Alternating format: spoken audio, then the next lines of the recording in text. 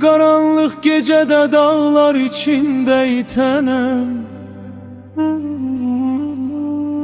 korkulu xəstə halım sağlar içinde itenem.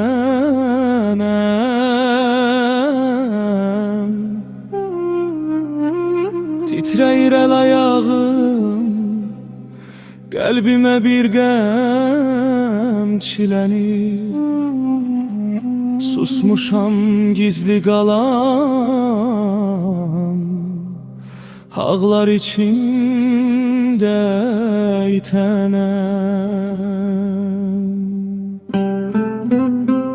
Mən uçuq bir saranın bəlkə də bir parçasıyam, bəlkə bir ömrü keçən eski evin xalçasıyam.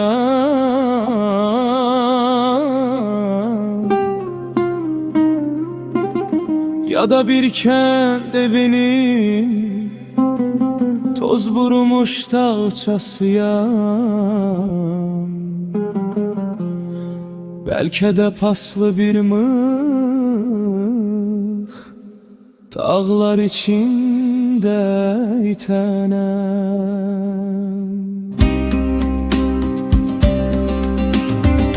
Tapmıram kəlmələri beylə qaranlıq gecədə, yetəmir kəlmə gücü qalmışam aciz necədə.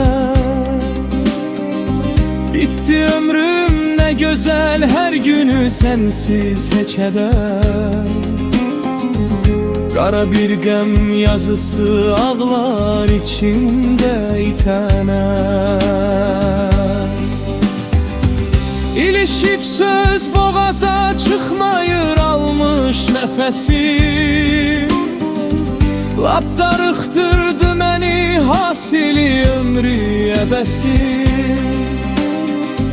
Bilmirəm mən vam olum yoxsa gərəkdir tələsim. Bülbülü qəmzədəyəm bağlar içində itənəm.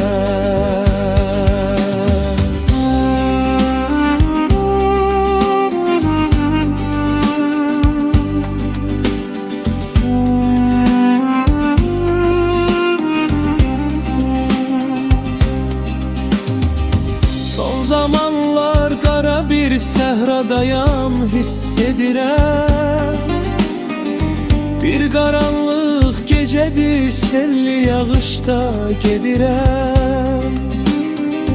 Bilmirəm sağdı yolum yoxsa da sol düz əsirəm. Bir günahsız ama dustaqlar içində itənəm. N'olacaq qafiyəsiz şeirə düzənsiz yazana?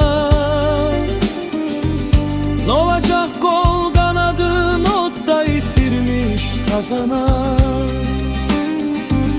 N'olacaq qışda boranda yol itirmiş azana?